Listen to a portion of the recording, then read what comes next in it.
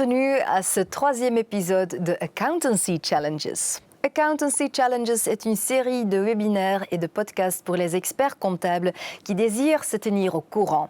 Cet épisode est consacré aux déclarations d'impôts.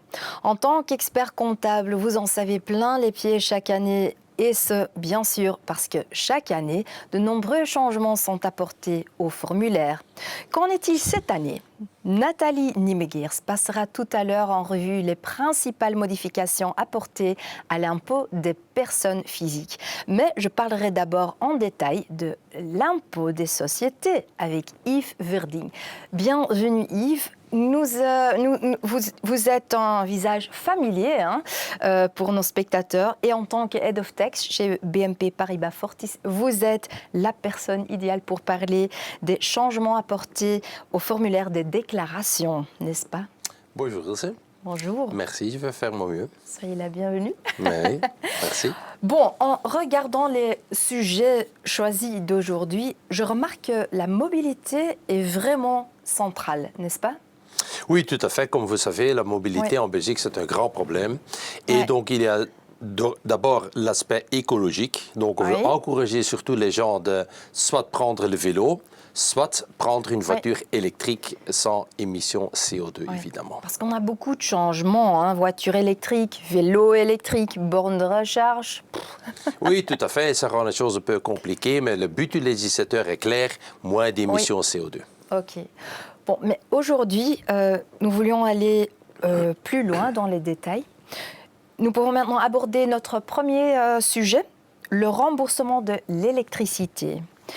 Yves, pouvez-vous nous dire quels sont les éléments pris en compte par le fisc?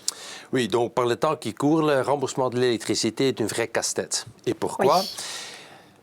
Auparavant, moi j'avais une voiture diesel. C'était très simple, je faisais le plein au total et c'était l'employeur qui payait directement le carburant. Voilà. Là, il n'y a pas de problème. Non. Mais avec la voiture électrique, les gens sont encouragés de charger la voiture à la maison, à domicile. Et donc, ils veulent se faire rembourser l'électricité. Maintenant, au début, le ministre avait dit, en cas de remboursement de l'électricité, il faut faire une distinction entre trois déplacements. Premièrement, lorsque le remboursement de l'électricité était pour un déplacement purement professionnel, bureau client et de retour, le remboursement sans impôt, frais propres à l'employeur. Deuxièmement, si le déplacement est un déplacement domicilieux de travail, ce qui est en termes fiscaux un déplacement privé, le remboursement est un avantage de toute nature, mais en l'IPP, il y a une exonération de 490 €. Ah bon. Si par contre le déplacement est un déplacement purement privé, le week-end, c'est un avantage de toute nature imposable dès le premier euro. Ce qui est évidemment impossible de vérifier quel déplacement a été fait avec le remboursement de l'électricité. Donc, le ministre a dit, mais il y a une tolérance. Une tolérance qui dit, le remboursement de l'électricité n'est pas imposable du tout, sans qu'il faut regarder quel déplacement a été fait. Trois conditions. Premièrement, l'employeur doit, en plus de la voiture, mettre à disposition aussi la borne. Deuxièmement, la borne doit avoir un système de communication qui communique à l'employeur l'électricité qui a été utilisée pour charger la voiture. C'est simple. Et troisièmement, c'est simple parce que toutes les bornes ont cette technologie. Parce qu'ici, les intérêts du fisc et de l'employeur coïncident. Parce que tant le fisc et l'employeur veulent éviter qu'il y ait un autre électricité qui est remboursée que l'électricité qui a été utilisée pour charger la voiture. Donc là, il n'y a pas de problème. Mais troisièmement, le ministre a dit il faut que ce soit le coût réel de l'électricité qui est remboursé. Et c'est là où ça coince. Parce qu'il y a des tarifs différents. Oui, c'est ça le problème. Il y a plusieurs fournisseurs sur le marché avec un taux variable, un taux fixe. Donc, pour un employeur qui a une flottille de voitures de sociétés assez important, comme les banques, comme les consultants, c'est quasiment impossible de vérifier employé par employé quel a été son coût réel de l'électricité. Il n'y a pas de règle. Non, donc dans la pratique, les employeurs utilisent toujours le taux du régulateur.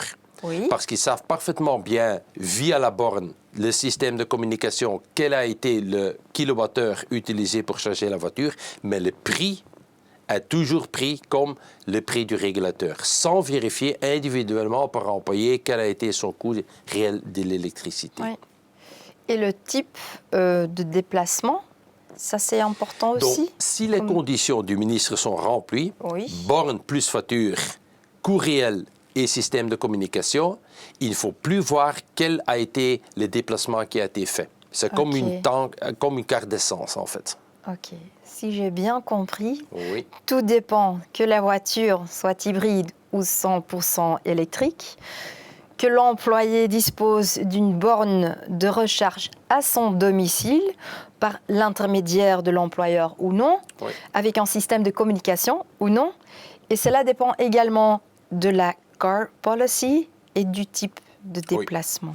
Donc, la car policy veut uniquement dire, c'est très simple, que l'employeur a une sorte d'obligation contractuelle de rembourser l'électricité à l'employé. Mais là, il n'y a pas de souci. Mais la vraie casse-tête est vraiment quel prix faut-il mettre par kilowattheure pour être remboursé par kilowattheure. En fait, ce n'est pas facile pour les comptables. Non, pour les comptables, mais surtout aussi pour les employeurs. Ah oui, aussi. Ah oui. Mais maintenant, à l'heure actuelle, tous les employeurs avec un grand nombre de voitures de société remboursent sur base du prix du régulateur. Mais ils ne sont en fait pas en ligne avec ce que le ministre des Finances demande. Parce que le ministre des Finances ne veut pas que quelqu'un s'enrichisse via un remboursement de l'électricité. Non. Ça, c'est exclu. Impossible. OK. Faut-il comprendre que le remboursement réel des coûts réels d'électricité est une charge administrative assez lourde en plus? Oui, c'est une charge qui est presque impossible. Et c'est ça la raison pour laquelle on espère que le pragmatisme gagnera et qu'un jour le ministre des Finances va quand même accepter que le remboursement se fait sur base du taux du régulateur. Oui. Un journaliste du TED, l'Écho, parlait de cauchemar. Oui, c'est un véritable cauchemar. Et en fait, ça va à l'encontre de la tendance actuelle où on encourage les gens d'installer des panneaux solaires et de rouler avec une voiture électrique. Et maintenant, on rend la vie pour les employeurs presque impossible en imposant aux employeurs d'individualiser les remboursements de l'électricité. Ah oui. Oh. Tout cela semble si complexe. Non ? Je ne dirais pas complexe, je dirais plutôt impossible. Mais Yves, non, impossible, ça c'est... OK, je propose de partir de 4 exemples concrets pour clarifier les choses. Allez-y. OK, scénario 1. L'employeur met à disposition une voiture de société électrique, rembourse les frais d'électricité pour la recharge à domicile. Quelles sont les conséquences au niveau fiscal? Oui, donc tout dépend à quel prix l'électricité est remboursée. Si l'employeur se tient à la ligne du ministre des Finances et va individualiser par employé le coût réel de l'électricité du mois concerné, il n'y a pas de conséquences fiscales. Les risques où l'employeur dit « je rembourse » sur base du taux du régulateur. Là, l'employeur n'est pas en conformité avec ce que le ministre des Finances demande et il y a quand même le risque que le fisc va dire « oui, mais vous enrichissez votre employé en lui remboursant un montant qui est supérieur à son coût réel de l'électricité. » Ici, on parle de quelques centimes par kilowattheure. Donc, ce n'est pas qu'on va demain s'acheter une villa à Knokke-le-Zoet via la marge bénéficiaire, mais bon, c'est ce que le ministre dit. Tout. Scénario 2. Voilà. L'employeur fournit une voiture de fonction électrique, rembourse les frais d'électricité pour la recharge à domicile sur la base du prix réel de l'électricité du mois en question. Quelles sont les conséquences au niveau fiscal? Aucune conséquence. Aucune. Donc, parce qu'ici, dans votre cas, l'employeur se tient à la position du ministre des Finances et le remboursement de l'électricité sera inclus dans l'avantage toute nature de la voiture même. Donc, le remboursement de l'électricité n'est pas un avantage supplémentaire imposable dans le chef du bénéficiaire. OK. Autre scénario, l'employeur fournit une voiture de fonction électrique, rembourse les frais d'électricité pour la recharge à domicile. L'employé a des panneaux solaires. Ah, c'est là où il n'y a personne en Belgique qui sait répondre à votre question, Ilse. Mais zut. Parce qu'il y a des gens qui disent que des panneaux solaires veut dire que l'électricité qui provient des panneaux solaires est de l'électricité gratuite. Parce que le soleil est gratuit? Ah, apparemment, le soleil est gratuit. Il n'y a pas beaucoup de soleil en Belgique, mais les rares fois qu'il y a du soleil, c'est gratuit. Et pour le moment, le soleil n'est pas encore imposé en Belgique, ce qui peut changer dans le futur, bien évidemment. Mais donc, dans ce cas-là, il n'y a personne qui sait le traitement fiscal du remboursement de l'électricité relatif aux panneaux solaires. Et moi, je cherche les nuits. C'est vrai? Il n'y a pas de soleil. Ah, pourtant, au Limbourg, il y a plein de soleil en nuit. Donc, c'est la raison pour laquelle tout le monde fait habiter au Limbourg. Mais donc, toute blague à part, les panneaux solaires, il n'y a personne qui sait, qui connaît la réponse. Ce qui est évidemment un peu bizarre parce que les panneaux solaires ont coûté de l'argent, il y a des gens qui chargent la nuit. Et même si on charge pendant la journée, en plein été, sans qu'il y ait le moindre nuage au ciel, on n'est toujours pas sûr que l'électricité des panneaux va dans la voiture et que cette électricité ne va pas pour chauffer la piscine. Hein. Donc, il n'y a personne qui sait quoi faire avec les panneaux solaires. À part le fait que les employeurs ne sont même pas au courant quels sont les employés qui ont des panneaux solaires. Donc là, il y a la grande incertitude. OK, je comprends. Un autre scénario, l'employeur propose, l'employé recharge sa voiture au travail ou à une station de recharge publique avec sa carte de recharge. Là, il n'y a pas de problème parce que dans ce cas-ci, c'est l'employeur qui paye directement l'électricité. Oui, mais... Et dans ce cas-ci, il n'y a pas de remboursement à l'employé, donc le grand risque de l'enrichissement ne peut pas se poser parce que le paiement se fait directement entre l'employeur et l'employé. Le grand problème est que, premièrement, si vous avez une centaine de voitures de société électriques... Chez BNP, t'as oui, combien chez de BNP, voitures? il y nous, 7000. Ah oui, voilà, donc, c'est chez nous, chez BNP, on n'a pas 7000 bornes au bureau. Ah non. Et deuxièmement, l'électricité avec une borne externe est beaucoup plus chère que l'électricité à domicile. Donc, les employeurs obligent les employés de chercher chez eux et ensuite de rembourser l'électricité. Et c'est là où vient le problème. Si demain, tout le monde va chercher au bureau ou avec sa token pour charger, il n'y a pas de problème. Mais il n'y a personne qui le fait. Mais je trouve que c'est un petit peu bizarre, non? Il n'y a pas de règles, les panneaux solaires, c'est bizarre, non? Normalement... C'est bizarre. Il n'y a aucun cas possible où l'électricité est gratuite. Même si l'électricité provient d'un panneau solaire, les panneaux ont coûté de l'argent, les gens ont chargé la nuit, et toute l'électricité qu'ils mettent dans la voiture, c'est l'électricité qu'ils ne peuvent pas utiliser pour utilisation domestique, comme le frigo ou la piscine. Donc, ça a toujours un prix d'opportunité, et ce n'est que logique que l'employeur rembourse ses employés pour charger la voiture à domicile. Oui, mais pas le frigo. Mais pas le frigo. Mais pas la piscine. Voilà, d'où le système de communication de la borne. Oui, voilà. Yves, quel est votre avis? Les réglementations vont-elles un jour se simplifier, s'il vous plaît? À mon âge, Ilse, on n'a que de l'espoir. OK. Voilà, regarde. Je suis en train de... Voilà. OK. Fiscalité vélo. Passons de la voiture au vélo, Yves, électrique aussi. D'ailleurs, j'aimerais vous poser une petite question, peut-être stupide, mais que faut-il comprendre sous l'appellation vélo? Il y a tellement de types différents, non? Oui. Donc, le vélo, dans la législation fiscale, on parle de vélo et speed pedelec. Speed pedelec. Et speed pedelec parce que le speed pedelec est pour des raisons fiscales assimilé à un vélo. Parce que pour la réglementation de l'inscription des voitures, un speed pedelec est un moto, parce que ça a une plaque. Ah oui, voilà. Mais fiscalement, elle est assimilée à une voiture, ce qui va aussi permettre aux employeurs de payer une indemnité vélo aux employés qui font des déplacements avec un speed pedelec, alors que formellement, c'est une motocyclette. En fait. OK. Quelles sont les possibilités et quels sont les avantages fiscaux? Oui.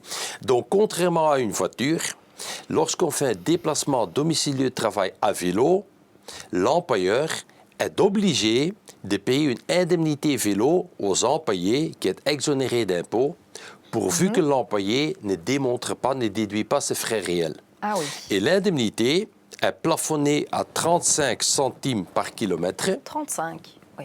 Et il y a un autre plafond sur base annuelle 2500 qui va maintenant être augmenté à 3500 Euros, ok. euros par an, Est-ce qu'il y a, sans impôt. Est-ce qu'il y a un maximum de kilomètres? Non, le maximum des kilomètres provient de facto du plafonnement à 3500. Ah oui, voilà, c'est donc, ça. Non, pas de kilomètres. Mais Ok. il faut déjà être assez sportif avant d'atteindre ce plafond annuel de 3500 euros. Ouais, ouais. Et pourquoi finalement? Ce plafond. Oui. Parce que apparemment, le législateur a voulu éviter qu'il y a des gens qui font 200 km par jour avec un speed pedelec. Limbourg, Anvers et Et en d'ailleurs, retour. vous rigolez, Ilse, mais le fisc même a dit qu'il n'y a que 0,4% des employés Oui. qui dépassent le plafond. Ah oui. Donc, le législateur a introduit un plafond pour une dizaine de personnes peut-être. Donc, dans la pratique, la grande majorité reste en dessous du plafond. En fait, c'est très intéressant, vélo électrique. Oui, mais il faut faire l'effort. Ah non. Il faut faire des déplacements. Non. Ah, mais oui, c'est le prix à faire. T'es en vélo électrique? Non, j'ai un step qui fiscalement n'est pas considéré comme un vélo. Parce qu'un vélo, ça veut dire qu'il faut faire un effort vous-même. Ah oui. Alors qu'un step, on ne Non. fait rien vous-même. Mais pourquoi un step, Yves? Il faut demander à mes garçons. Ah, ok, c'est pas Ils pour ont vous. imposé à papa d'acheter un step. Non, c'est pas pour moi. C'est même pas pour moi. Ah, Donc, c'est le moto. le moto des enfants. Oui, c'est le moto. Ouais. Est-ce que l'employé doit-il opter pour le chemin le plus court? Non, c'est pas obligé. Donc, le ministre a dit on peut prendre un chemin qui est plus sûr que le chemin plus court, mais le ministre ne veut pas qu'on fasse un détour d'une centaine de kilomètres pour tester ses cuisses. Ça, c'est exclu. Mais quelle est le règle? Combien? C'est 2 kilomètres en plus? 3? Il n'y a pas de règle. Et d'ailleurs, comment le fisc va vérifier si on a pris la route la plus sûre par rapport à la route la plus courte? Il n'y a personne qui sait. Mais je suis censé t'expliquer les règles, Ilse, mais pas le contrôle pratique de ces règles. Ok. Ouais, il y a de confiance. Mais oui. Yeah. Mais oui. Il vous parlait d'une mise à disposition d'un vélo. Comment cela fonctionne-t-il? Qui est par exemple responsable de l'entretien du vélo? Oui. Donc il faut bien garder en tête, Ilse, que le vélo reste la propriété de l'employeur. Oui. Donc c'est l'employeur qui achète ou qui loue le vélo et ensuite le met à disposition de l'employé. Et là, c'est la pleine liberté d'un employeur de dire, écoutez, je prends aussi en charge l'entretien du vélo, par exemple, ou la réparation. Oui. Mais donc, comme je viens de dire, la mise à disposition et l'indemnité vélo sont exonérées d'impôts, mais uniquement pour ceux qui ne déduisent pas leurs frais réels. La déduction des frais réels, le fisc ne peut pas contrôler ça qu'au moment où la déclaration fiscale est rentrée. Donc la règle est que chaque employeur doit reprendre sur une fiche fiscale l'indemnité vélo et la mise à disposition du vélo, mettre sur la fiche fiscale un montant, l'avantage toute nature du vélo, et cet avantage peut après être exonéré si le fisc découvre que la personne en question ne déduit pas ses frais réels. Donc, en premier lieu, il faut reprendre ça sur fiche fiscale. All right. Que faut-il comprendre par l'utilisation effective? Pas défini dans la loi fiscale, mais ça veut dire que quelqu'un, un dirigeant d'entreprise qui habite à la même adresse de son entreprise, il n'a pas de déplacement domicile-lieu de travail. Parce que l'escalier ne compte pas comme un déplacement domicile-lieu de travail. Mais il faut de temps en temps prendre le vélo pour faire ne fût-ce qu'une partie du trajet domicile-lieu de travail pour avoir droit à cette indemnité. Oui, ok. Et pour les meetings, hein? Pour une réunion, oui, voilà. Mais pas à partir de la maison vers la salle de réunion. Il faut faire des déplacements entre le bureau et des salles de réunion ou des clients. Donc, il faut que ce soit un déplacement domicile-lieu de travail ou un déplacement purement professionnel, évidemment. OK. Peut-on ici aussi prendre un exemple concret? Vas-y. OK. Par exemple, un employeur fournit un vélo en leasing et le met à la disposition permanente de son employé, au travail, mais aussi pour le privé. Voilà. Donc, dans ce cas-ci, le fisc dit qu'il faut prendre le loyer que l'employeur a payé pour le vélo et ce loyer doit être repris sur la fiche fiscale de l'employé. Et de nouveau, ce montant peut par après être parfaitement exonéré à l'IPP, mais pourvu que la personne ne déduit pas ses frais réels. OK. Avons-nous encore le temps pour un autre Mais certainement. Oui. Un employeur achète un vélo électrique et le met à la disposition permanente de son travailleur. La valeur est 3 000 €, ainsi que les accessoires, valeur de 500 €. L'employeur prend en charge les frais de réparation et d'entretien. Contrat pour 80 € par an. Le travailleur dispose du vélo chez lui toute l'année. OK, très bien. Donc, dans ce cas-ci, ce n'est pas l'employeur qui loue un vélo, mais l'employeur qui achète un vélo. Oui. Et en cas d'achat, le fisc dit l'utilisation économique du vélo est 5 ans. Donc, on prend le montant total. Si j'ai bien compris, c'est le 3 000 pour l'achat et les 500 € pour les accessoires. Oui. Ça fait au total 3 500 divisé par 5, ça fait un montant de 700 €. Plus les 80 € pour l'entretien. Donc, l'employeur doit reprendre sur la fiche fiscale 780 €. Sur la fiche fiscale de l'employé et par après, on va voir si ce montant peut être exonéré. OK, merci. Yves, selon vous, est-ce que l'on va continuer à stimuler l'utilisation des vélos? Certainement, parce que pour le moment, environ 40% des employés font ne fût-ce qu'une partie du trajet domicile-lieu-travail à vélo. Ah bon? Et on veut encore augmenter ce pourcentage en stimulant fiscalement l'utilisation du vélo pour ce trajet domicile-lieu-travail via l'exonération de l'indemnité vélo. OK. Merci. OK. Autre sujet. Déduction des droits d'usage d'un bien immobilier. Yves, pourriez-vous m'expliquer en quelques mots de quoi il s'agit? Oui, sujet très passionnant d'ailleurs. Donc, ce que le fisc veut éviter, c'est que le locataire déduit le loyer comme une charge professionnelle, alors que le loueur ne déclare uniquement son revenu cadastral pour être imposé dessus. Oui.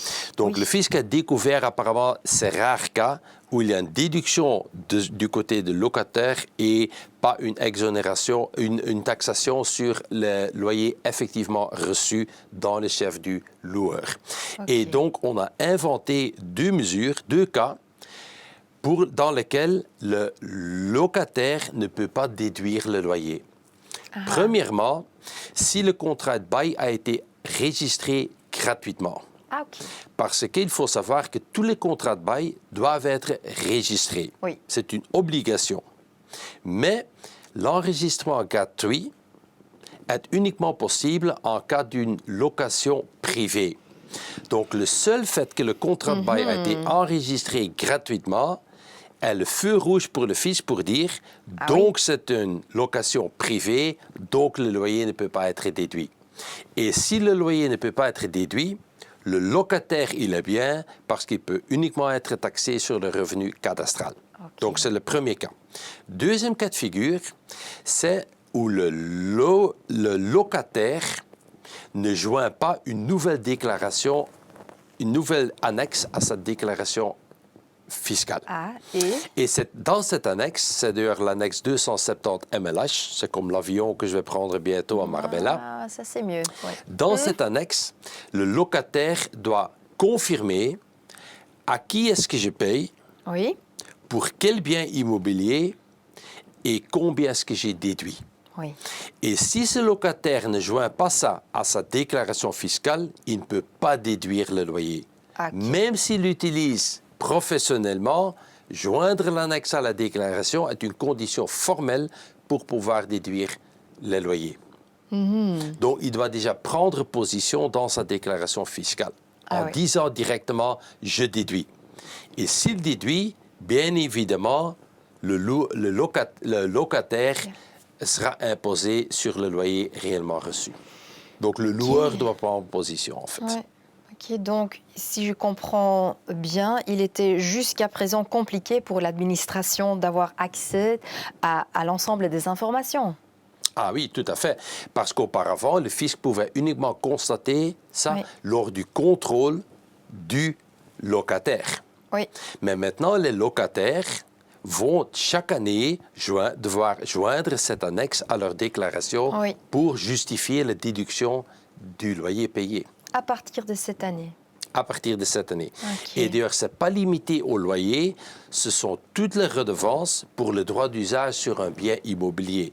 Donc, on ne parle pas uniquement du loyer, on parle aussi d'un contrat d'amphithéose et de tréfonds et tout cela. Donc, toute indemnité payée pour utiliser un bien immobilier. Donc, c'est beaucoup plus large que le loyer, en fait. Mais que se passe-t-il si le contribuable ne fournit pas de l'information? Oui, donc si le locataire ne joint pas l'annexe à sa déclaration fiscale, il ne peut pas déduire le loyer du tout. Si c'est registré gratuitement? Non. Donc régistrer un contrat est une obligation. Ah ok, mais toujours. En soi, ce n'est pas une nécessité pour pouvoir déduire le loyer. La loi dit uniquement, si le contrat a été enregistré et gratuitement, dans ce cas-là, c'est jamais déductible. Ok. Et si le loueur est en particulier? Donc, si le loueur est un particulier, lui aussi doit joindre l'annexe à sa déclaration IPP, mais uniquement s'il veut déduire. Ok. Mais une société doit toujours joindre l'annexe à la déclaration. S'il déduit pas ou si elle déduit pas ou si elle déduit, peu important. Une société toujours. D'ailleurs, une ASBL qui paye un loyer, l'ASBL doit aussi joindre l'annexe à sa déclaration. Bien que l'ASBL ne déduit pas le loyer, elle doit joindre l'annexe. Ok. Et dans quel cas la déduction des indemnités locatives n'est pas applicable? Donc, il y a deux cas de figure. Donc, premièrement, le locataire ne joint pas l'annexe ou le contrat a été enregistré gratuitement. Donc, si je suis un loueur particulier et je veux éviter qu'on me taxe sur le loyer réel, j'ai tout intérêt à enregistrer gratuitement le contrat. Parce que ça me garantit que mon locataire ne peut pas déduire et que moi, je serai uniquement taxé sur le revenu cadastral. Okay, merci pour ces explications. Mais voici encore quelques questions que nos clients se posent. Très bien. Tu es prêt? Oui, j'espère bien. J'ai juste 3 questions. Avez-vous quelques exemples concrets de relations entre la déduction pour le locataire et de l'imposition pour le propriétaire? Oui. Donc, premièrement, le contrat de bail a été enregistré gratuitement. Comme je viens de dire, dans ce cas-là, le locataire ne peut jamais déduire parce que c'est considéré comme un contrat de bail privé et le loueur est uniquement imposé sur le revenu cadastral. Le deuxième cas de figure est plus compliqué. L'annexe n'est pas jointe à la déclaration. Si l'annexe n'est pas jointe à la déclaration, le locataire ne peut pas déduire, mais ça ne garantit pas le loueur d'être imposé uniquement sur le revenu cadastral. Et pourquoi? Le fisc a émis une circulaire et dans laquelle ils ont repris un exemple. L'exemple est, vous, Ilse, comme particulier, vous louez un bien commercial à un indépendant. Supposons que l'indépendant, donc votre locataire, ne joint pas l'annexe à sa déclaration. Le fisc dit, dans ce cas-ci, le locataire ne peut pas déduire, mais je vais quand même taxer Ilse sur le loyer réel parce que c'est un bien à commercial, c'est un bail professionnel. Et pourquoi cet exemple? Je pense que le fisc veut éviter le cas où la société paye un loyer à son propre dirigeant d'entreprise et la société dit « je ne vais pas joindre à l'annexe ». Donc, je ne déduis pas, mais ça garantit mon dirigeant d'entreprise de ne pas être taxé sur le loyer réel. Ça ne va pas. Non. OK, très clair. Deuxième question. Que se passe-t-il si j'utilise une voiture électrique pour mon déplacement domicile de travail? Est-ce que je suis imposé de la même façon que dans le cas d'un vélo électrique? Très bonne question. Et bizarrement, la réponse est non. Il y a une grande différence entre l'utilisation d'une voiture et d'un vélo. Donc, uniquement si un vélo d'entreprise est mis à disposition d'un employé. La mise à disposition n'est d'abord pas taxée dans le chef de l'employé et l'employé peut toucher l'indemnité vélo à 0,35 km. D'ailleurs, c'est aussi pour les dirigeants d'entreprise. Donc, si vous, Ilse, comme dirigeant d'entreprise, vous faites acheter votre société un vélo que votre société met à votre disposition, vous avez la combinaison de ne pas être taxé sur le vélo et d'avoir la possibilité d'avoir une indemnité kilométrique de 35 cm par kilomètre. Par contre, si c'est une voiture électrique, on est toujours imposé sur une voiture électrique. Bien que la voiture électrique n'émet pas de CO2, peu d'importance sur une voiture, on est toujours taxé, mais un vélo pas. Donc, moi je dis toujours, le vélo, c'est le chouchou du législateur. Pour le vélo, tout est possible. Oui, apparemment. Pas d'imposition sur le vélo et indemnité exonérée d'impôts. Alors que pour une voiture, on a toujours l'avantage. Oui, c'est vrai. OK, une question qui revient souvent est celle de savoir ce qui se passe quand un dirigeant d'entreprise loue son bureau à sa propre société. OK. Ça, je trouve très intéressant. Oui. Donc, effectivement, ça change la donne maintenant. Pourquoi? Parce que dorénavant, à partir de cette déclaration qu'il faut rentrer cette année, toutes ces sociétés qui payent des loyers leurs propres dirigeants d'entreprise doivent, comme je viens d'expliquer, joindre l'annexe à leur déclaration impôt de société. C'est 270 MLH. Oui, 270. Vous avez pris l'autre avion, c'est un autre avion. Donc, le 270 MLH, voilà, à la déclaration.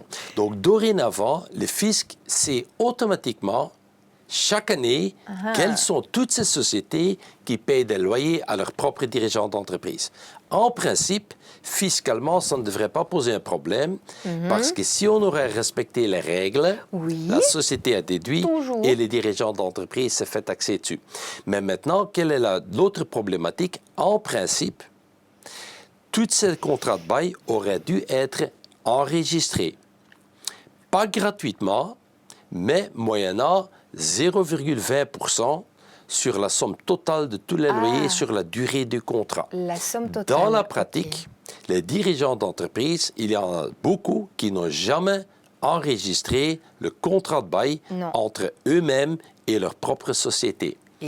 Donc, j'ai craint qu'on peut avoir une réaction du côté de l'autre administration qui dit « Maintenant, je constate que tous ces contrats n'ont jamais été enregistrés alors qu'ils auraient dû être enregistrés et pas gratuitement. » OK, mais j'espère que ça ne sera pas le cas. Oui, je vis de l'espoir. Oui, mais de nouveau, voilà. Donc, le fait que les contrats n'ont jamais été enregistrés n'empêche pas la déductibilité fiscale. Mais c'est juste qu'on risque des amendes de l'administration locale qui vont maintenant dorénavant voir toutes les années quelles sont les sociétés qui ont payé un loyer à leur propre dirigeant d'entreprise. Donc, on verra bien, mais de nouveau, effectivement, touchons du bois que le fisc ne va pas être si vigilant que ça. Voilà. Yves, merci, c'était très intéressant. Merci pour les explications. Je vous en prie. Quant à vous, chers spectateurs, ne partez pas tout de suite car après la pause, Nathalie Nimegers me rejoindra.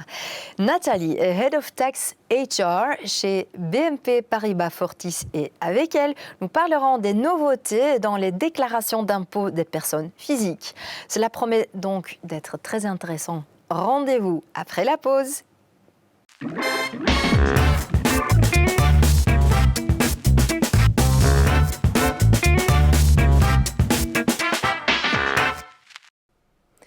Bienvenue au Accountancy Challenges, la série de webinaires et de podcasts destinés aux experts comptables. Aujourd'hui, nous parlons d'un sujet qui vous occupe chaque année pendant quelques mois. Les heures supplémentaires et les trop longues soirées au travail en font probablement partie. Je parle bien sûr de la déclaration d'impôt. Je suis en compagnie de Nathalie Niemegeers. Bonjour. Head of Tax HR chez BNP Paribas Fortis et spécialiste de l'impôt des personnes physiques. Nathalie, vous êtes considérée comme une autorité dans votre domaine, la personne pour nous guider dans l'enchevêtrement des codes. Il y a encore plus de 830 cette année apparemment. Nathalie, le formulaire de déclaration IPP est-il fort différent cette année? Ben, finalement, il n'a pas vraiment été modifié beaucoup, mais voilà, comme on dit, effectivement, ça devient quand même, et ça reste toujours une déclaration complexe en Belgique. Déjà, uniquement le nombre de codes qu'on peut choisir, je peux comprendre pour un contribuable que ce n'est pas toujours évident s'y trouver là-dedans. Mais voilà, cette année aussi, on a compter les codes et effectivement, il y en a certaines qui ont disparu, d'autres qui sont rajoutées, mais finalement, il y a quand même un équilibre qui reste plus ou moins le même par rapport à l'année dernière. Mais voilà, en Wallonie, juste pour citer, il reste quand même encore 839 codes. Alors, encore assez de choix pour trouver notre bonheur dans la déclaration fiscale de cette année-ci. Et on sait bien que les législateurs essayent quand même en tout cas de diminuer et dans le cas, ce n'est pas contraire, ne pas augmenter finalement le nombre de codes, hein, parce que c'est déjà assez complexe, d'autant plus qu'on est dans une année quand même où on va voter, alors c'est quand même une année électorale qui est importante. Et qui fait que finalement, ils ont trouvé quand même une nouvelle astuce, une technique pour contourner finalement, d'augmenter le nombre de codes par augmenter finalement dans la déclaration fiscale même. Maintenant, ils vont faire ça par des annexes. Des annexes complémentaires qu'on devrait, quand contribuable ou mandataire, remplir en plus, intégrer ça dans la déclaration. Et il faut savoir aussi, ces annexes font partie intégrale de la déclaration, avec tout ce qui en sort, si on ne fait pas le nécessaire. Oui, et peut-être du travail en plus. Je crains que pour certaines, et surtout pour nos mandataires, malheureusement, ça va créer encore plus de travail, hein, parce qu'on va quand même faire, on verra peut-être bien plus tard, on va peut-être faire une partie du travail que normalement le fisc fait à pour nous, mais voilà, effectivement, ça va créer peut-être un peu plus de travail pour certaines. On verra dans la pratique, n'est-ce pas? Ben oui, on n'a pas le choix. Nathalie, je propose qu'aujourd'hui, nous nous concentrions sur quelques sujets en particulier. Voici notre programme.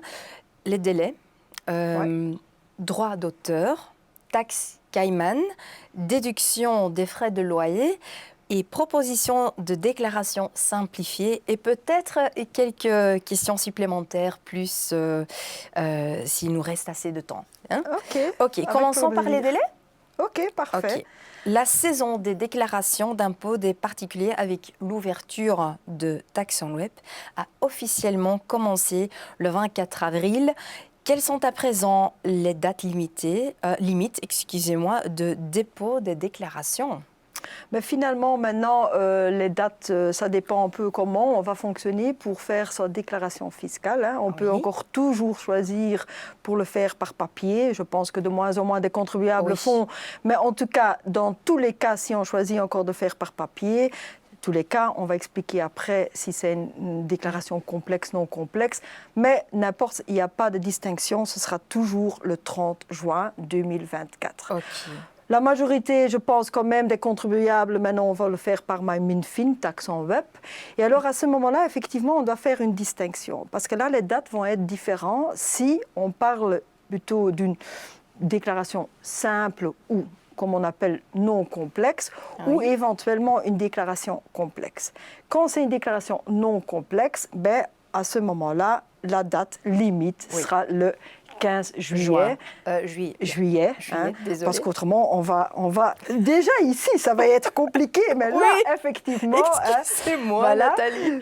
Pas de problème. Mais par contre, dès que c'est complexe, qu'on appelle ça, on a un peu plus de temps et on peut aller jusqu'au 16 octobre maintenant pour effectivement faire la déclaration fiscale. Voilà. Mais comment savoir si vous devez compléter une déclaration complexe?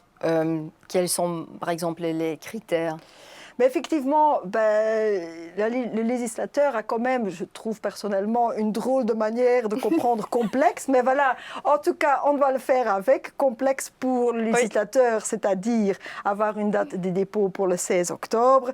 C'est que vous devez déclarer des revenus professionnels, qu'on se trouve dans la partie 2 de la déclaration. C'est-à-dire vous avez des bénéfices ou vous avez des profits parce que vous êtes une activité professionnelle, oui. Ou vous êtes dirigeant d'entreprise, à ce moment-là, effectivement, oui. On considère ça comme étant une déclaration complexe. Aussi, vous avez des revenus professionnels étrangers, à ce moment-là, aussi, par exemple, y compris les rentes, les pensions, des activités complémentaires dans le sens professionnel à l'étranger, à ce moment-là, vous êtes effectivement aussi considéré comme une déclaration complexe.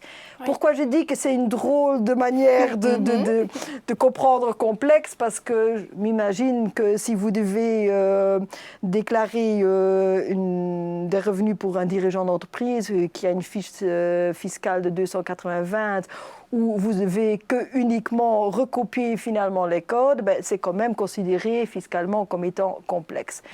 Je m'imagine qu'il y a peut-être des autres déclarations où on a par exemple, c'est pas un employé, mais qui a 4 prêts avec des refinancements qui sont majorés, et en plus il y a encore des frais propres à approuver, que c'est peut-être un peu plus complexe, qui prendrait beaucoup plus de temps. Mais voilà, la notion complexe, non complexe, n'essayez pas de comprendre. Voilà, on sait maintenant ce que c'est pour le fisc complexe.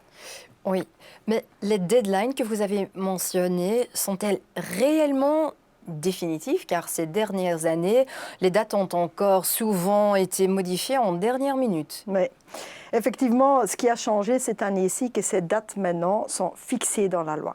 Ok. Oui. Alors ça, c'est déjà quelque part, le but, c'est quand même stabiliser ces dates-là, de ne pas, normalement, au dernier moment, changer, comme on a d'habitude, que tout le monde court pour quand même encore essayer d'arriver à la deadline, et finalement, à la fin, on dit, non, on va prolonger de quelques jours. Voilà, qui est quand même parfois un peu plus... voilà. Mais... non, ils sont fixés dans la loi. Normalement, les dates sont là. Ils vont rester chaque année la même chose. Alors, c'est bien aussi. Comme ça, on sait mieux s'organiser, je crois.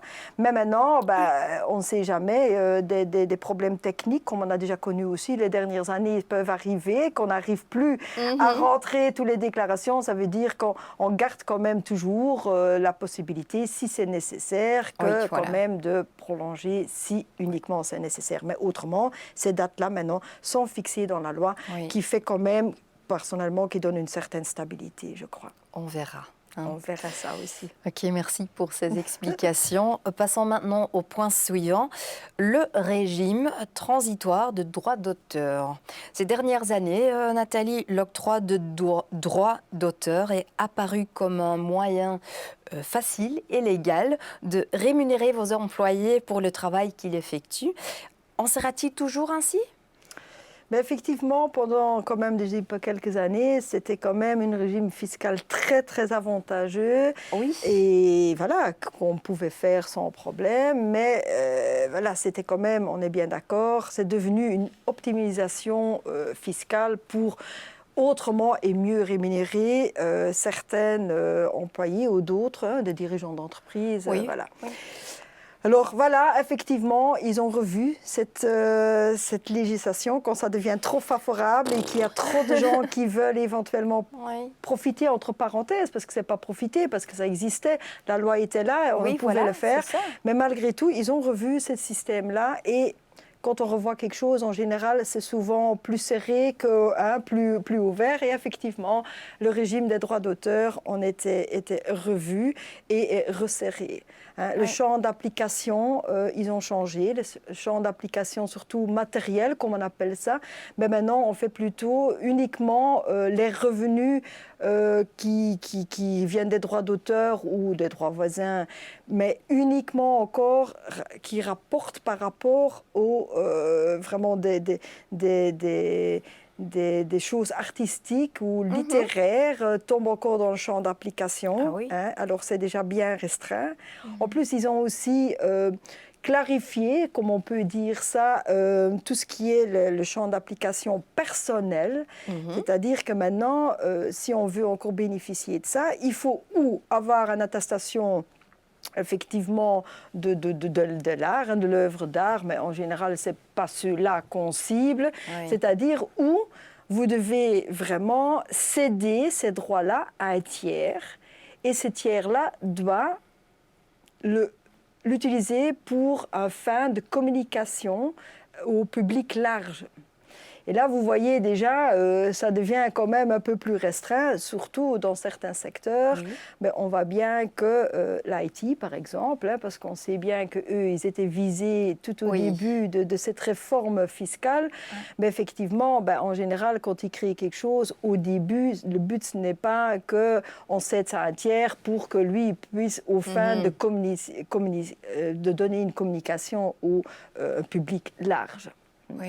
Alors, le même problème se trouve aussi dans le cadre des architectes, par exemple. Pareil, quand on fait un plan, en général, c'est pour une personne bien précise, et ce n'est pas non plus dans le but de vraiment faire un public ou de montrer ça à un public plus large, même si après, on peut dire, voilà, j'ai destiné un certain plan, et après je vais mettre ça sur mon website, et finalement les autres peuvent aussi regarder. Finalement, on pourrait dire que c'est pas considéré comme une publication parce que initialement c'était pas le but.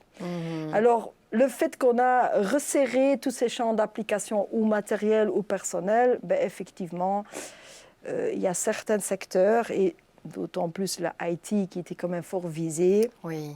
Et aussi les architectes et ça, effectivement, maintenant, ils ne peuvent plus bénéficier de ce régime forfaitaire très, très avantageux. Il faut peut-être dire, parce que c'est vraiment tout récent, on vient d'avoir cette nouveauté, cette réforme-là est considérée par la Cour constitutionnelle pas comme étant discriminatoire. Ça veut dire que le fait qu'effectivement on a exclu certains secteurs dans ce champ d'application, apparemment pour le Cour constitutionnel, ce n'est pas discriminatoire. Ça veut dire que tout va normalement un peu rester comme on est avec cette nouvelle législation. Quelles sont les nouvelles conditions à remplir pour que les droits d'auteur soient considérés comme des revenus exceptionnels imposables au taux de 15%?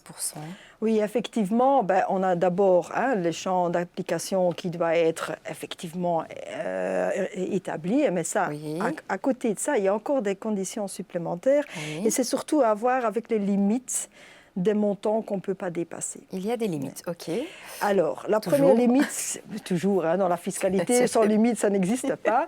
Mais il y a une limite absolue qu'on a déjà connue avant aussi, qui reste toujours, c'est-à-dire qu'on ne peut pas dépasser une limite plus, par exemple, pour revenu 2023, c'est 70 220, alentour de 70 000. Au moment qu'on ne dépasse pas ce montant-là, finalement, c'est considéré comme étant un revenu mobilier taxé favorablement à 15%, plus la déduction des frais qu'on sait bien qui est quand même aussi très favorable. Au moment qu'on dépasse ce montant-là, on tombe finalement un peu dans les régimes qu'on connaît. Est-ce que ça reste un revenu mobilier ou est-ce qu'on va plutôt basculer ça sur un revenu professionnel? Là, on est dans les critères qu'on connaît déjà maintenant, les mêmes critères, et normalement, on va essayer de les considérer comme un revenu professionnel. Alors, attention quand même avec ces limites absolues. Oui. Alors, nouveauté, 2 limites en plus. Une première limite, c'est une limite relative qu'on appelle ça. Finalement, c'est considéré à ce moment-là uniquement, cette limite est uniquement d'application au moment que le droit d'auteur est accompagné d'une certaine prestation. Alors, si c'est le cas, par exemple, il y a le droit d'auteur, mais il y a aussi la prestation d'écrire un livre et le fait qu'après, il y a les deux ensemble. Quelle est la partie encore qui est considérée comme le droit d'auteur et quelle est la partie qui est considérée comme la prestation? Alors, la loi dit maintenant que au moment qu'on est dans ce cadre-là, au moment qu'on ne dépasse pas 30% de la totalité de l'indemnité qu'on reçoit, cette partie-là est considérée encore comme étant droit d'auteur. Okay. La partie, les 70 autres %, c'est considéré comme une prestation. Maintenant, ça, c'est à partir de l'exercice 2026. Comme en Belgique, on connaît bien qu'il y a toujours des régimes transitoires, effectivement, rapport entre ces deux pourcentages, pour 2023, ça reste encore 50-50. Pour cette année-ci, c'est-à-dire revenu 2024, ce sera 40-60 pour après arriver finalement à la règle définitive, c'est-à-dire 30% encore droit d'auteur et 70% ça va être considéré comme étant prestation. Mais voilà, maintenant, ça veut dire que cette limite relative, quand il n'y a pas de prestation, on est bien d'accord, il n'y a pas de problème, tout reste des droits d'auteur. Tout à fait, oui. J'explique qu'est-ce que je pourrais avoir comme exemple. Voilà, je décide, sur mon propre initiative, on est bien d'accord, d'écrire un livre, et seulement après, j'essaie de trouver un éditeur pour éditer mon livre. À ce moment-là, il n'y a pas de prestation, et effectivement, on a encore droit à 100% de droits d'auteur. Parce qu'il n'y a pas de prestation qui est liée, la limitation relative ne joue pas. Ne joue pas non plus au moment qu'on reçoit une indemnité plus tard que finalement la rémunération initiale qu'on a reçue. Par exemple, j'ai un livre et on va rééditer le livre. À ce moment-là, il n'y a pas de prestation non plus et ça reste aussi 100%. Photographe, par exemple, il y a des années, on a demandé de faire des photos, il a fait toutes ces photos, et maintenant on aimerait bien refaire ou réutiliser quelques photos pour une ou l'autre raison. Là aussi, il n'y aura pas cette limitation de 30-70% de droits d'auteur. Mais voilà. Pour bien savoir, ce n'est pas toujours très évident. Non, il faut le savoir. Ça reste quand même très compliqué pour nous aussi. Tout est nouveau, on reçoit beaucoup de questions. Ce n'est pas toujours si clair, comme beaucoup dans la fiscalité. C'est zone grise. Mais voilà, il faut vraiment voir cas par cas pour analyser si oui ou non cette limite est d'application. Mais voilà. Mais je demande, cette taxation avantageuse sera-t-elle supprimée d'une année à l'autre ? Il y a deux choses. On pourrait, dans certains cas, on pourrait par exemple avoir qu'une année, je reçois des droits d'auteur. Et je ne dépasse pas le montant maximum de 70 000 €. Mais tout va bien, on dit, chouette, j'ai droit. Maintenant, il y a une nouvelle règle maintenant aussi qui détermine. On va regarder les 4 années précédentes, au cours des 4 années précédentes de l'année où vous avez reçu ces droits d'auteur. Est-ce que vous avez eu une moyenne sur les 4 ans qui dépasse finalement le montant absolu maximum de 70 000 €? Si vous devez répondre à ça, ils considèrent que vous avez déjà eu assez de droits d'auteur sur les dernières années. Ça veut dire que pour l'année en cours, même si vous n'avez pas dépassé cette limite de 70 000 €, mais vous ne pouvez pas bénéficier pour cette année-là les droits d'auteur, avec la conséquence que ce sera normalement considéré comme des revenus professionnels, et on sait bien que ce n'est pas la même taxation que les droits d'auteur. Voilà, ça c'est déjà une toute nouveauté aussi. On appelle ça la règle de moyenne de 4 ans. Voilà. On va chaque fois aller voir si vous avez déjà eu finalement assez de droits d'auteur, si je peux me permettre de m'exprimer comme ça, pour déterminer si oui ou non, une année ou l'autre, vous avez encore droit. Maintenant, rien n'empêche que l'année après, si on refait le calcul, si la moyenne sur les 4 années précédentes est en dessous du maximum, vous pouvez à nouveau bénéficier de ces droits d'auteur. Ça, il n'y a pas de problème. Super. Qu'implique exactement cette mesure transitoire et comment se traduit-elle dans le formulaire de déclaration? Oui, parce qu'il faut se dire, on a les règles de 4 moyennes des dernières années, ça c'est une chose. Mais on a parlé tout à l'heure qu'effectivement, certains secteurs maintenant sont carrément exclus. Ça veut dire qu'ils ne peuvent plus jamais encore faire appel à cette taxation favorable des droits d'auteur. IT, architecte qu'on a déjà stipulé. Ces gens-là, du jour au lendemain, on a dit, voilà, on change la loi, vous n'avez plus droit. Il y a des milliers des employés, surtout dans le secteur IT, qui étaient rémunérés dans ce cadre-là. Pour ces gens-là, effectivement, on a instauré une mesure transitoire, mais uniquement pour une année, c'est-à-dire pour le revenu 2023. Okay.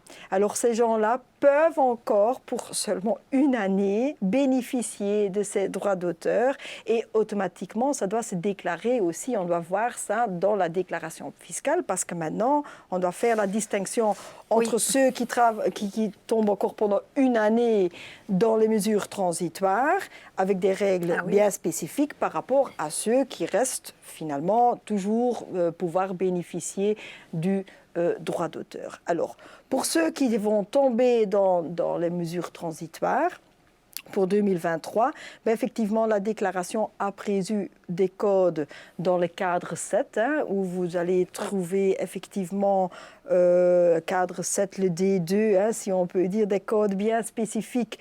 D'ailleurs, c'est bien marqué mesures transitoires dans le cadre des droits d'auteur.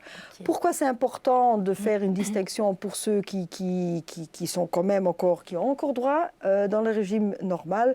C'est parce que les forfaits, et le montant, c'est-à-dire le montant absolu de 70 000 €, et pour ceux qui tombent dans les mesures transitoires, est limité à la moitié. Okay. Ça veut dire que tout de suite, ils ne peuvent pas dépasser 35 000 € d'une part, et aussi les frais qu'on a déjà dit forfaitaires sont aussi réduits à la moitié. C'est pour ça qu'il faut vraiment bien faire une distinction dans la déclaration de ceux qui sont dans les mesures transitoires et ceux les autres. Code, encore 4 nouveaux codes, juste pour cette année-ci, parce qu'après, ces gens-là n'ont plus droit. Et ces codes, forcément, l'année prochaine, on ne va plus les voir. Encore des codes au moins pour l'année prochaine, mais ce sera on verra bien l'année prochaine. Il y aura sûrement des autres qui vont arriver. Oui, voilà, c'est ça. OK, merci. Nathalie, je vous propose à présent de voyager vers les paradis fiscaux. C'est pas mal, là. Oui, là, je vous suis tout de suite. On fait notre valise et on part. Oui. Mais où?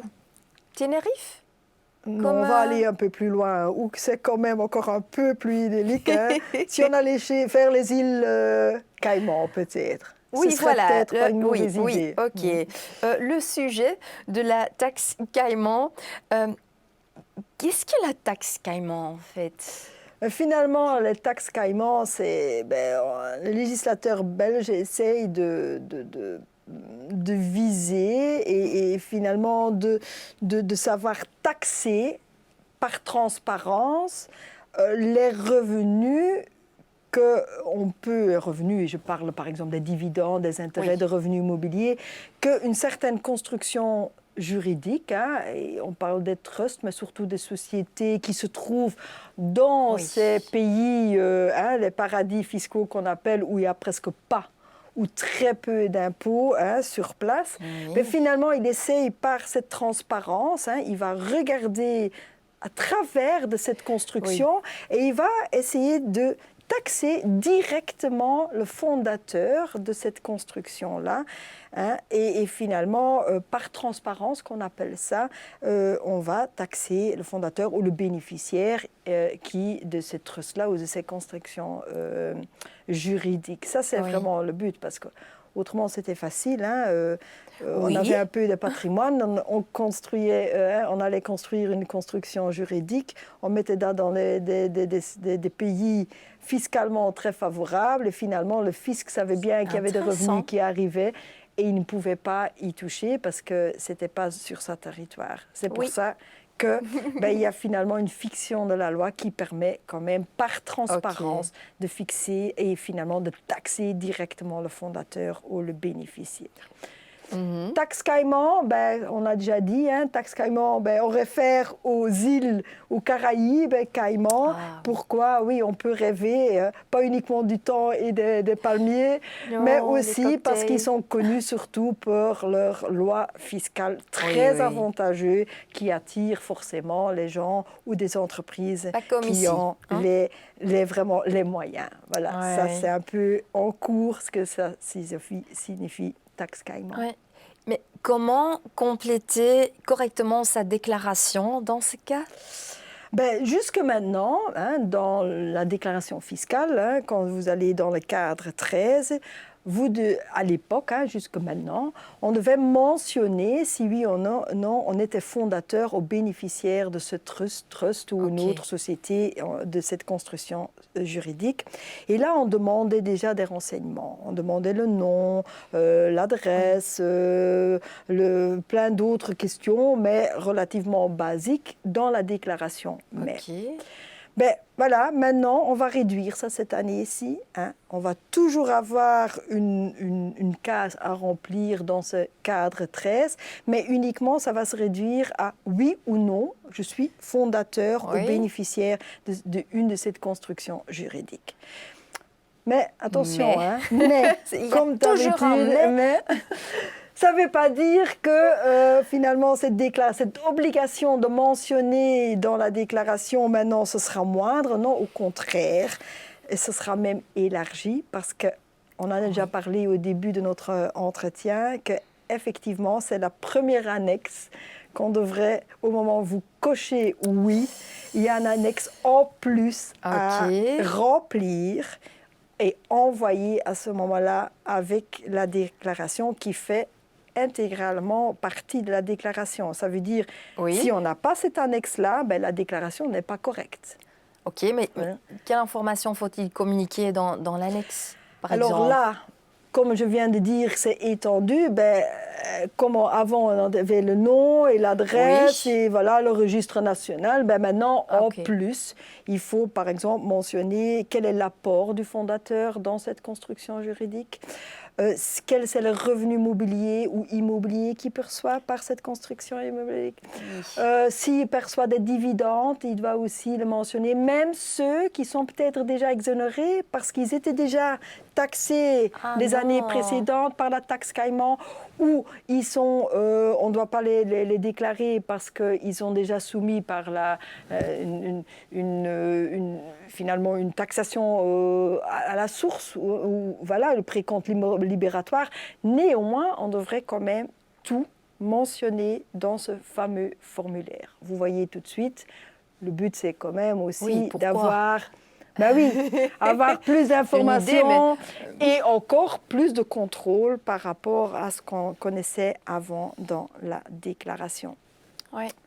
C'est peut-être pas uniquement juste le contrôle, on est bien d'accord, je pense que c'est une des motifs importants, mais il y a aussi un avis, une recommandation du Cour des comptes qui a dit que finalement, il ne savait pas chiffrer le profit qu'on avait par rapport à tous ces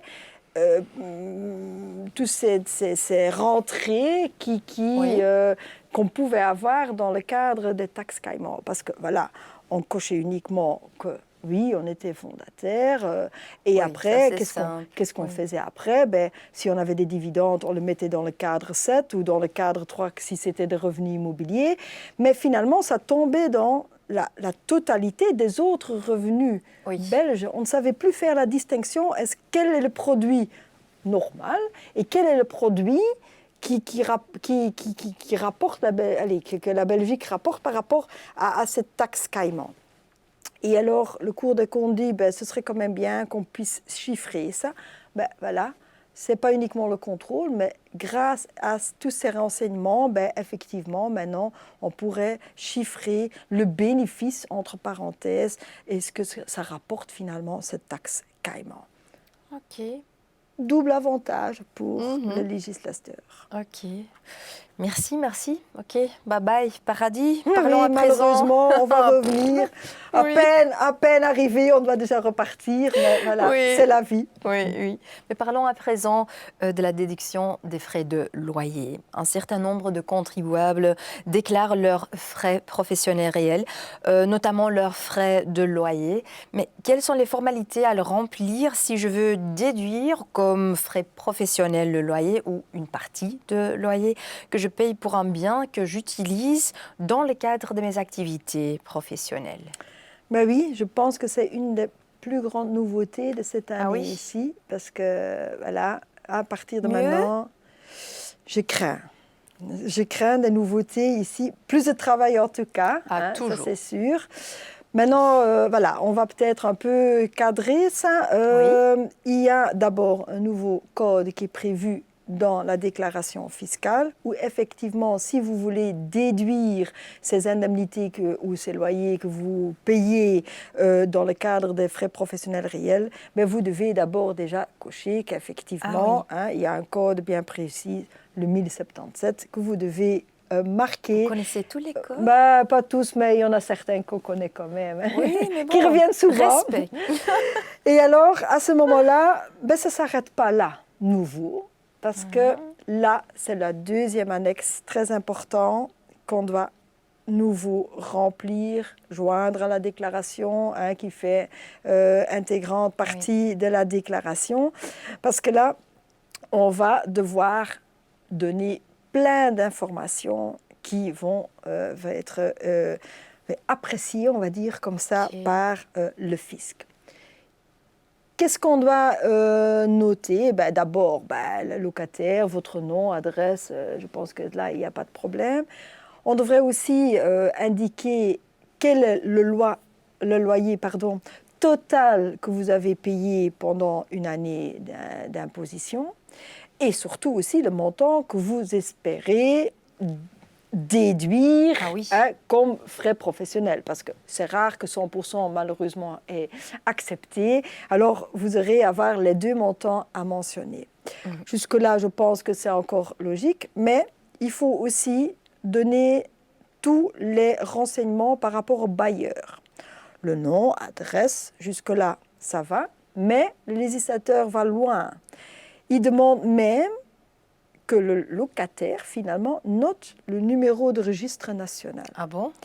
Qui est quand même un numéro, on est bien d'accord, très privé, qui donne pas mal d'informations. On peut détecter, finalement, grâce à ça, on peut savoir l'âge du bailleur, le sexe du bailleur, finalement. Alors, ça va loin. Est-ce qu'on doit le mettre? Dans des questions parlementaires, c'est clair. Si vous avez les informations, oui, vous devez les déclarer. Si par exemple dans le bail, le numéro de registre est déjà mentionné, vous êtes obligé aussi de reprendre dans cette annexe-là. Maintenant, si vous ne l'avez pas, comme locataire, vous êtes quand même obligé d'aller le demander au bailleur. Maintenant, si le bailleur refuse parce qu'il trouve que c'est trop feu, oui, il peut le faire et le locataire n'a pas de droit d'insister ou de dire « oui, effectivement, j'en ai besoin ». À ce moment-là, question parlementaire, le ministre a répondu que dans des cas pareils, on pourrait quand même déduire les frais de loyer, même si on ne mentionne pas ce numéro de registre. Mais uniquement quand on a fait toutes les démarches. On a fait les demandes, on a regardé dans le bail. Ça, c'est la règle par rapport à ce numéro de registre. Justement, une annexe, et si je loue plusieurs biens, par exemple?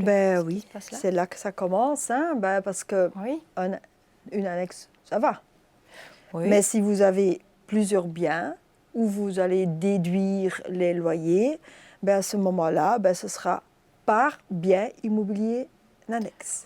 Mais ça, c'est beaucoup de travail pour notre comptable. Oui, parce que si par exemple vous avez un client qui a déménagé pendant le courant d'année et qu'il a un bâtiment A pendant 6 mois et effectivement, oui, ce sera 2 annexes parce que 2 biens immobiliers différents.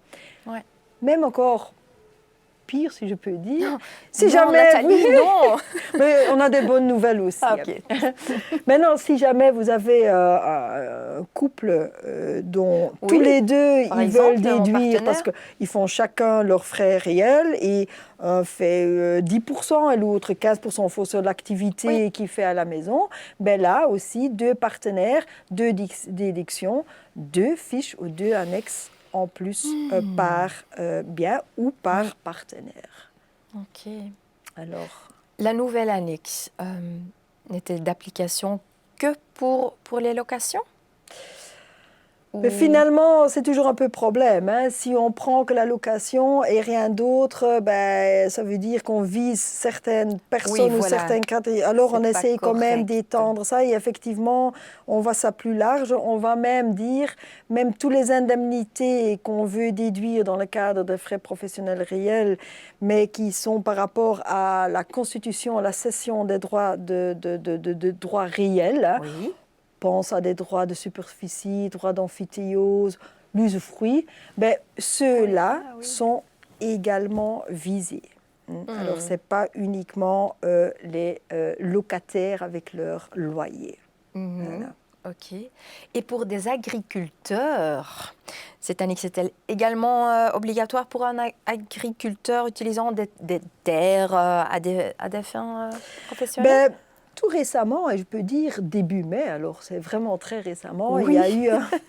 il y a eu finalement une loi qui a été votée, hein, c'est un amendement dans une loi globale, qui effectivement exclut les agriculteurs, horticulteurs de devoir se soumettre à cette obligation de déclarer ou d'annexer finalement cet document supplémentaire. Les raisons, parce que quelque part je peux comprendre, hein, les raisons, c'est vrai que c'est quand même, en général, ces baux-là sont gros, en général, ils ne savent pas qui est le bailleur, il y a tellement de partiels cadastrales énormes, entre-temps tout a changé, voilà, très compliqué pour ces agriculteurs de trouver finalement les coordonnées correctes du bailleur. Et ça, c'est des raisons pour lesquelles ils ont dit, pour ce secteur-là, on va les laisser de côté. Ils sont déjà trop visés. Oui, mais d'un autre côté, moi je dis, voilà, ça c'est personnel, moi j'ai rien contre les agriculteurs, au contraire, grâce à eux, on mange bien. Ça doit être correct. Mais pourquoi c'est le secteur, oui, et pourquoi pas les autres secteurs? Ça reste un peu nouveau, très visé. Certains, mais non, voilà, nous, on n'a pas de tracteurs pour bloquer le reste de la Belgique non plus. On peut peut-être pour comprendre pourquoi on fait des exonérations, des différences par rapport à ce secteur-là. Pourquoi? Quelle est la raison de l'introduction de cette annexe obligatoire, pensez-vous? Ben, finalement, c'est très simple, hein. Le fisc veut identifier plus facilement le bailleur. Et pourquoi? Ben, parce que si on loue à des fins privées, on sait très bien qu'on est taxé forfaitairement sur un RC indexé et majoré de 40%. Mais ça reste un forfait. Vous n'êtes pas taxé sur le loyer que vous avez réellement perçu. Par contre, au moment qu'on va louer à des fins professionnelles, ben là, vous êtes taxé sur les revenus réellement, les loyers réellement reçus, qui sont normalement la base imposable nettement plus élevée que forfaitairement déterminée. Voilà. Alors, jusque maintenant, ben, le fisc ne savait, il n'y avait pas de lien direct entre quelque part le locataire, d'une part, qui déduisait ses frais de loyer ou une partie de ses loyers, et directement le lien du bailleur qu'il aimerait bien taxer au loyer réellement reçu et pas forfaitairement. Alors, c'était encore un système archaïque à l'administration. Hein. Celui qui contrôlait le locataire et ses frais réels, même s'il était d'accord sur le pourcentage, il devait faire une fiche, vite aller dans le bureau de l'autre qui était le contrôleur, on va dire, du bailleur pour dire hey, regardez un peu, est-ce qu'il est bien taxé sur ses loyers et pas sur le forfait. Voilà. Ici, problème résolu hein, pour le fisc. Il reçoit tout sur un plateau. Il a avec l'annexe, il reçoit et le locataire et directement le lien par rapport au bailleur et ici directement alors taxer ce bailleur-là sur les revenus finalement réellement perçus. Ouais. Last question. La déduction est-elle toujours possible si l'annexe est déposée? Il faut se dire qu'il y a quand même des exceptions aussi. Oui. Parce qu'autrement, on ne serait pas à l'IPP si on n'a pas des exceptions. Ah non. Voilà. Alors, effectivement, très important de savoir, pas d'annexe, pas de déduction de ces loyers dans la déclaration. Clair. Ça, c'est clair, pas d'annexe, pas de déduction. Okay. Oui. Mais il y a une exception là-dessus, c'est au moment que le bail est enregistré à titre privé. Pourquoi? Parce qu'en Belgique, on ne peut que enregistrer des bails à titre privé au moment que c'est uniquement un bien qui est utilisé à des fins privées. Oui. Ça veut dire pas d'utilisation professionnelle. C'est uniquement dans ce cas-là. Mais automatiquement, comme on l'a enregistré à titre gratuit, ça veut dire que ce n'est pas utilisé professionnellement. Mais si c'est un bail à titre gratuit, automatiquement, les frais vont ne plus être déductibles non plus dans la déclaration, même si on remplit un annexe. Hein. Oui, voilà. oui. Okay. D'un autre côté, c'est un certain avantage, je crois, pour le bailleur. Parce qu'avant, le bailleur, comme on vient de le dire, même s'il était de bonne foi et qu'il avait un contrat de bail avec son locataire où il était marqué uniquement l'utilisation à des fins privées, pas professionnelles, ben ça s'arrêtait là. C'est une clause qui était très bien, mais cette clause-là n'était pas opposable au fisc. Ça veut dire que si le locataire, après, faisait quand même, par exemple, ses frais réels, parce que d'autant plus maintenant, on a quand même de plus en plus de gens qui travaillent de la maison. Hein, depuis, on n'ose presque plus dire le mot Covid. Ben, c'est vrai qu'il y a de plus en plus de gens qui vont peut-être faire leurs frais réels parce qu'ils travaillent de plus à la maison. Ben, à ce moment-là, ben, le bailleur, il est là et il peut être taxé sur les loyers réellement perçus, malgré initialement, ce n'était pas du tout le but. Alors, quelque part, ça, le fait qu'on ne peut pas déduire les loyers quand c'est enregistré à des titres gratuits, ben ça protège quelque part le bailleur maintenant d'être taxé, plus taxé sur quelque chose qu'initialement, ce n'était pas prévu. Alors, il y a du bon aussi dans cette histoire-là. Super. OK. Il est temps d'aborder le sujet suivant, les propositions de déclaration simplifiée, parce que chaque année, Nathalie, nous entendons que de plus en plus de propositions de déclaration simplifiées sont envoyées aux contribuables. Est-ce le cas cette année encore? Ah oui, on va même dire que c'est encore plus. Hein. Ah oui? Oui, on va vraiment aller loin, dans le sens, on sait bien qu'avant, le fisc essayait d'envoyer des propositions simplifiées avec des contribuables où ils connaissaient tout. Hein. Tout est en taxe en web, il a toutes les fiches fiscales, pas de problème. Oui. Mais cette année, ils vont encore étendre ça. Ils vont même envoyer plus que 4 millions de déclaration simplifiée. C'est presque 60% des contribuables. Hein. Oui. Alors, est-ce que c'est bien? Parce que ça, c'est la question. Je pensais. Oui. Oui, beaucoup de contribuables disent, chouette, hein, moi je reçois simplifié, alors je reçois ça, ou on taxe en WAP, on voit la déclaration, on regarde les codes, on dit c'est très bien, je mets ça de côté, le problème est résolu. Mais il y a un mais. Il y a à nouveau un mais. Hein. Parce qu'effectivement, ça peut être simple, mais la déclaration simplifiée, ça veut dire que vous êtes libéré de faire une déclaration. Vous ne devez plus le remplir, vous ne devez pas le signer et envoyer. Mais ça s'arrête là. Si on reçoit une proposition, on ne doit pas dire « Ah, ça doit être juste, hein, parce que ça vient du fisc, alors ça ne peut qu'être juste. » Non, ça reste l'obligation du contribuable de contrôler si effectivement cette proposition est juste ou remplie juste correctement, mais aussi complet. Hein, parfois, il y a peut-être des choses que le fisc ne sait pas, que vous devez quand même déclarer. Oui, voilà. Alors, avec d'autres mots, ça reste la responsabilité de vérifier. Mais je vais même plus loin, parce que ce n'est pas uniquement contribuable, mais les mandataires Oui. Ils ont la même chose à Aussi. faire pour leurs clients.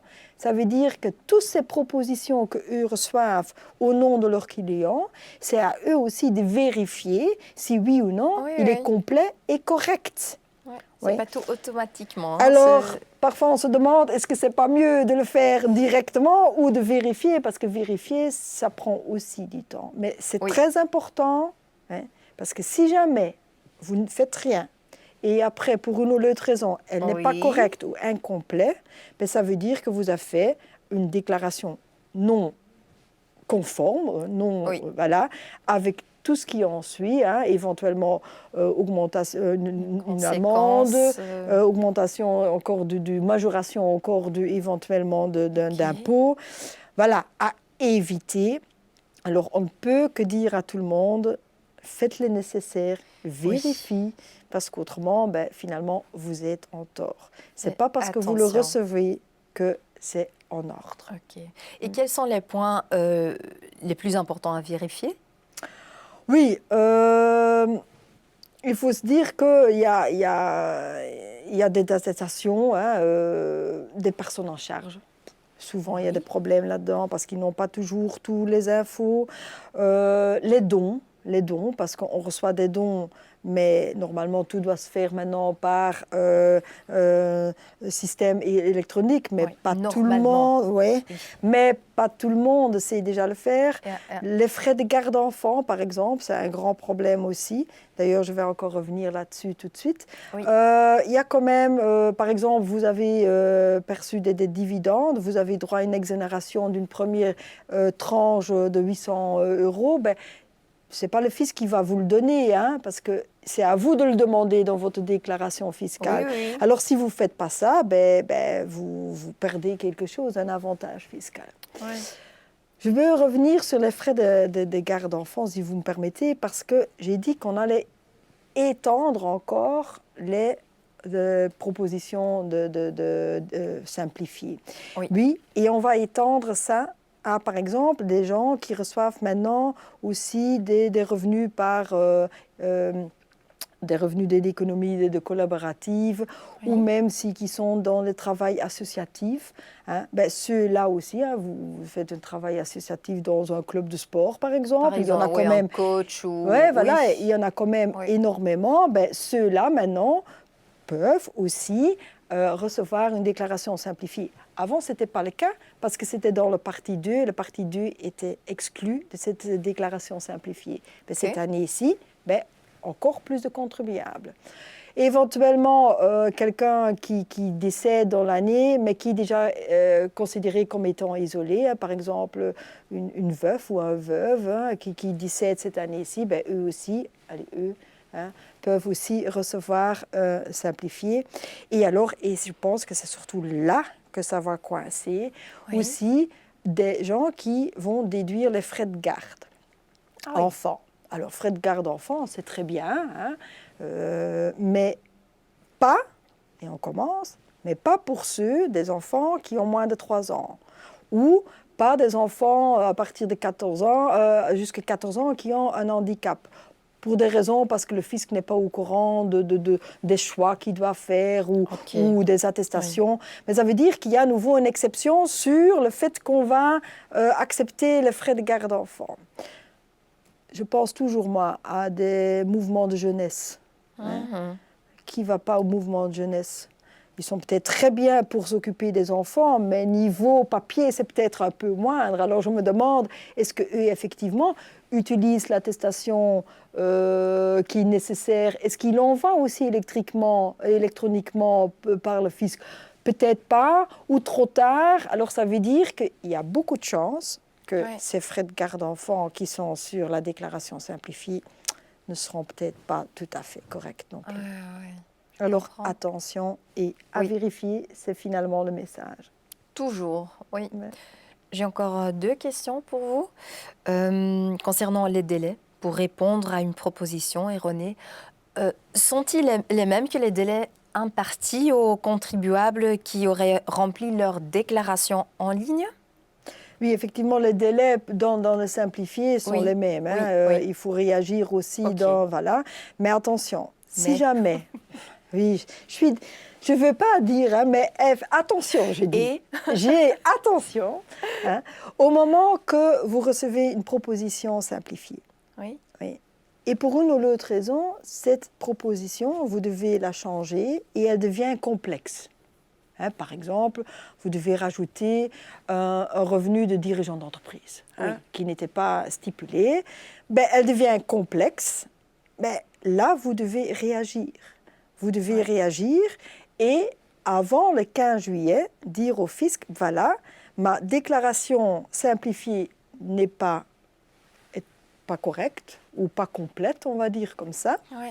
Elle devient complexe parce que je dois mettre des revenus qui font que, il faut réagir, le faire savoir avant le 15 juillet.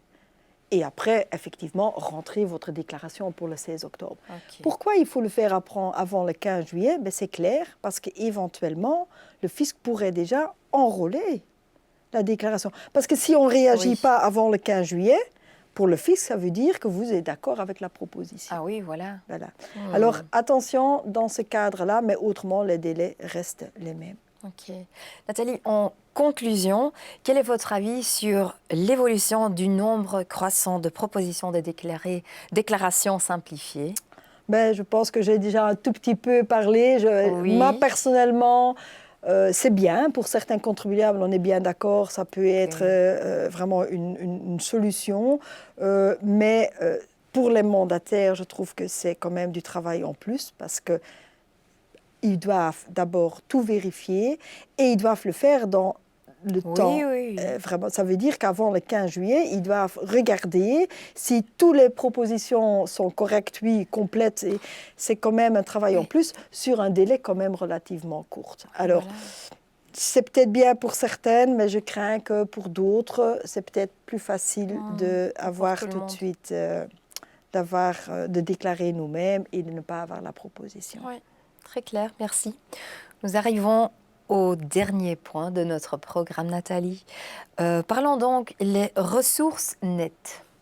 Les étudiants travaillent de plus en plus, et pas seulement pendant les vacances, mais tout au long de l'année.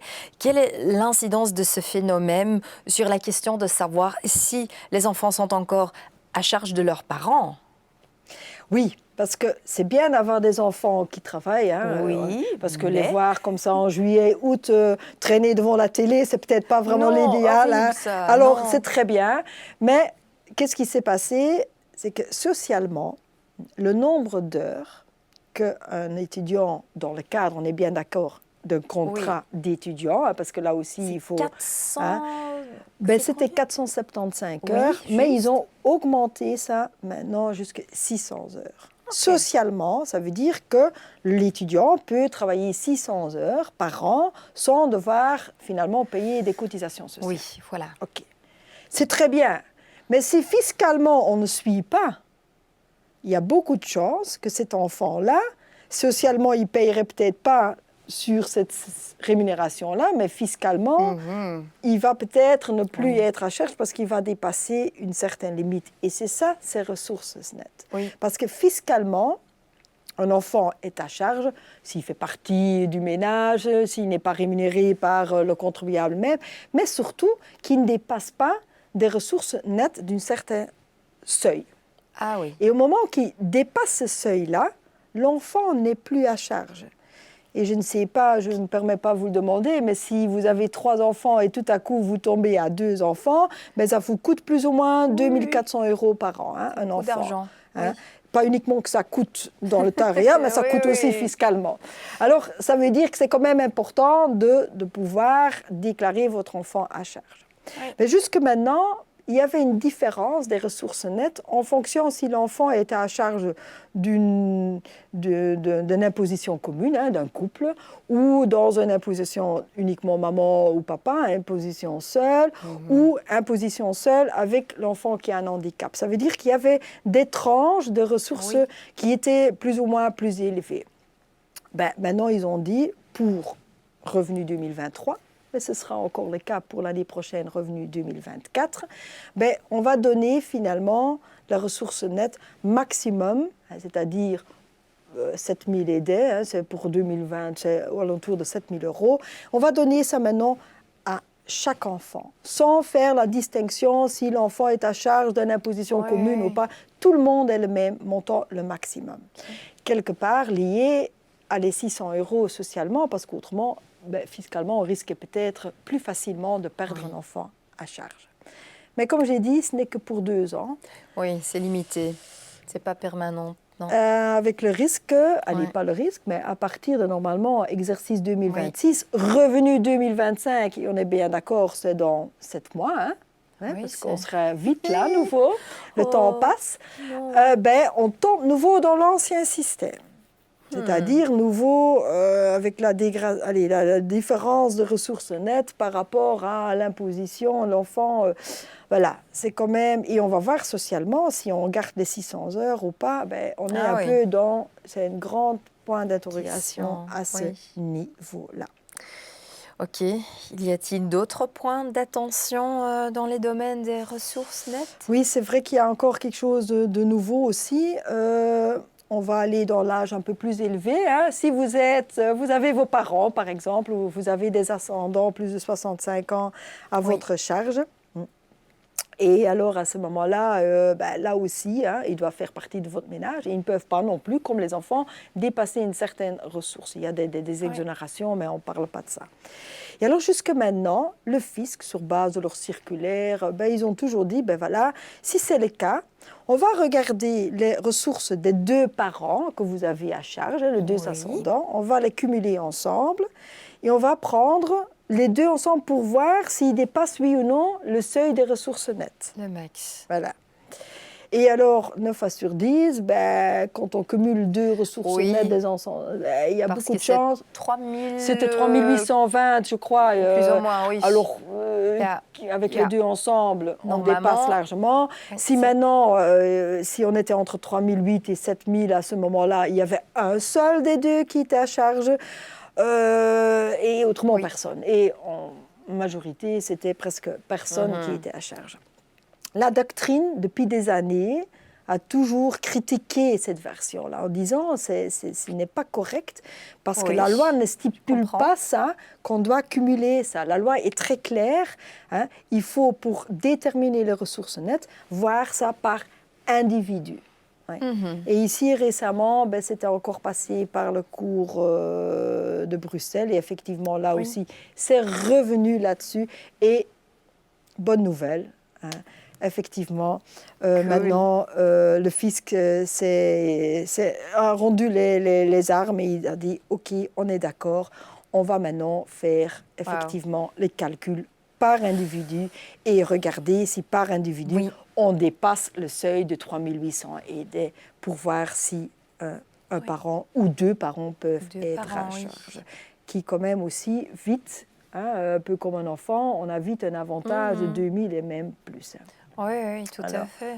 Oui, c'est clair. Alors, c'est quand même des très bonnes nouvelles. Si vous avez des dossiers qui sont encore en cours, n'hésitez pas de faire le nécessaire. Vous pouvez. Il y a bonne idée. Une différence maintenant, changement de position, alors pas de problème.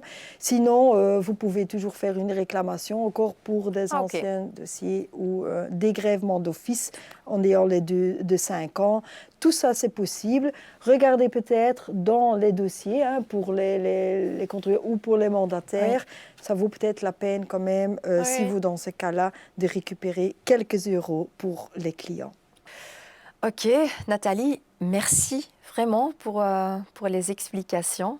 Merci. C'est avec un très grand plaisir et j'espère en tout cas que ça vous donne un peu plus d'explications sur la nouvelle déclaration fiscale. Beaucoup. Merci.